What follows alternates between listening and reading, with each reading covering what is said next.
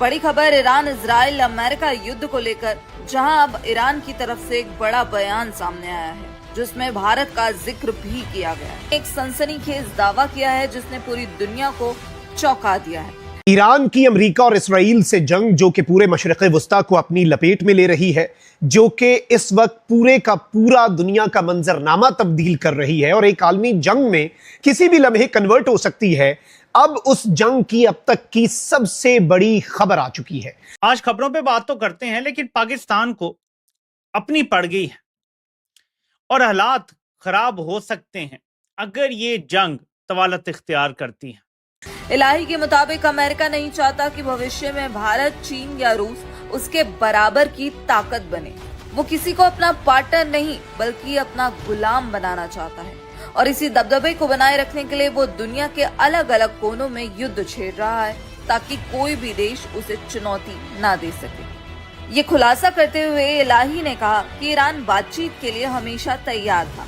जफर इलाही साहब, अब जो अब तक की सूरत हाल हमने देखी 2 से ढाई दिनों के अंदर, इसमें आपको क्या लगता है कि पूरी दुनिया के अंदर इम्पैक्ट क्या गया है? क्या पूरी दुनिया ये समझती थी कि ईरान इस हद तक जो है वो जवाबी वार नहीं कर सकता और इसराइल आयरन डोम सिस्टम या दीगर उनके 3 सिस्टम्स हैं, फिर यूएस उनके साथ है, यूके उनके साथ है, उनके दिफाई सिस्टम्स या उनके हथियार है, तो इम्पैक्ट क्या गया है इस तमाम सूरत हाल में? और आपको क्या लगता है कि दुनिया कब तक वेट करेगी एज अ ऑब्जर्वर? पूरी दुनिया के जो अहम ममालिक हैं जो कोई किरदार अदा कर सकते हैं, उनकी रेड लाइन क्या होगी? तो ये क्या ताकत का तवाज़ुन बदलता नजर आता है आपको, और how much credibility you lend to this theory?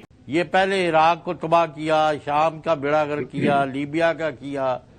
ये असल में they are after Muslim world, लेकिन ये मानते नहीं है। हम जानते हैं कि मोदी नेतन्याहू की मुलाकात के अगले ही रोज अफगानिस्तान ने पाकिस्तान पे हमला किया। 2 दिन के बाद ईरान पे अमेरिका ने हमला कर दिया है।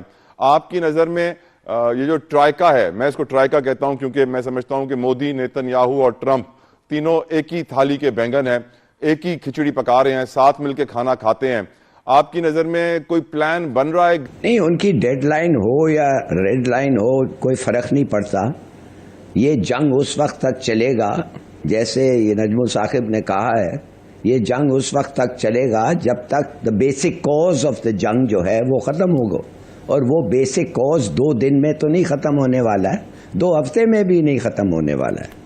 पाकिस्तान के टीवी चैनल्स पे आज सुबह से जो बातें की जा रही थी या जो न्यूज चल रही थी वो ये भी थी, पाकिस्तान को अगर हम लें तो पाकिस्तान में इस तरह की न्यूज है कि जी पाकिस्तान को लेकर कई जगह पर ये बात की जा रही है कि ऐसा ना हो कि अमेरिका को पाकिस्तान जो है, अमेरिका को खुश करने के चक्कर में पाकिस्तान जो है वो एयर स्पेस दे दे, जैसे कि पहले भी दिया गया था जिस वक्त के पाक अफगान या कह लीजिए अमेरिका अफगान वॉर चल रही थी और हम खामाखाही में उसका हिस्सा बन गए थे।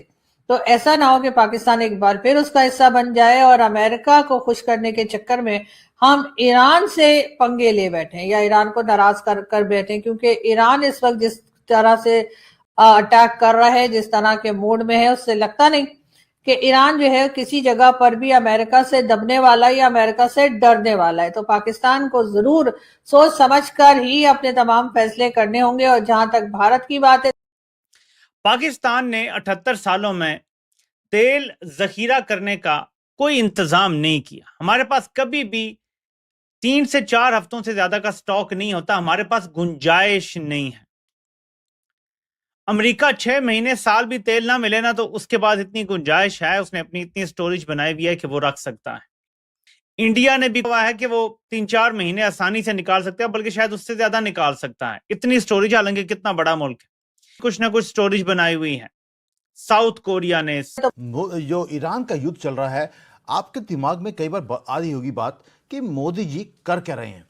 हमारी टीम ने पूरे कनेक्शन को, डॉट्स को हमने जोड़ा और हमें पता लगा कि मोदी जी ईरान वॉर को एक जो दुनिया देखती है कि यार एक युद्ध शुरू हो गया, मोदी जी देखते हैं उसे एज अ कैटलिस्ट।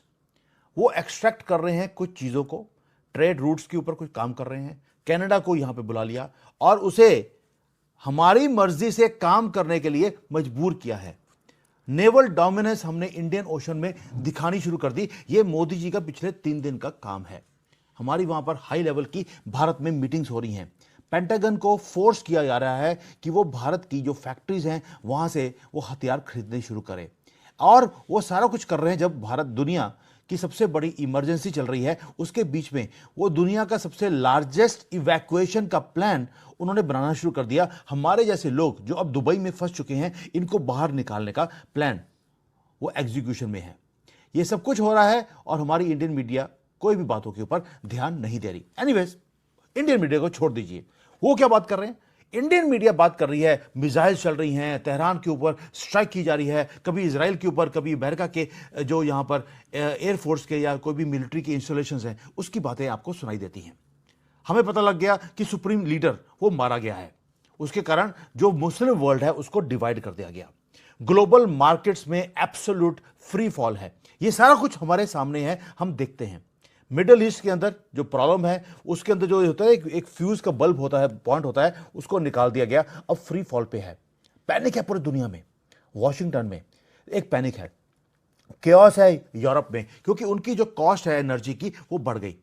और वहां से 1500 किलोमीटर दूर या 3000 किलोमीटर दूर मिडल ईस्ट से, वहां पर भारत में एक वॉर रूम बनाया गया है, जहां पर मोदी जी बैठे हैं खुद और साथ में पूरी टीम बैठी है, और वहां पे पैनिक नहीं है।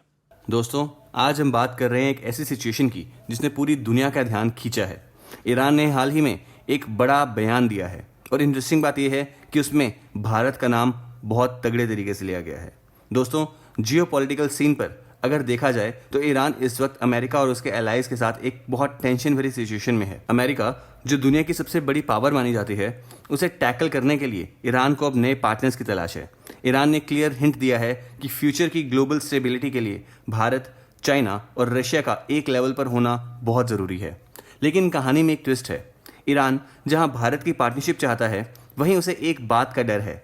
उसे लगता है कि भारत और अमेरिका की बढ़ती दोस्ती और उसके लिए बहुत प्रॉब्लम क्रिएट कर सकती है।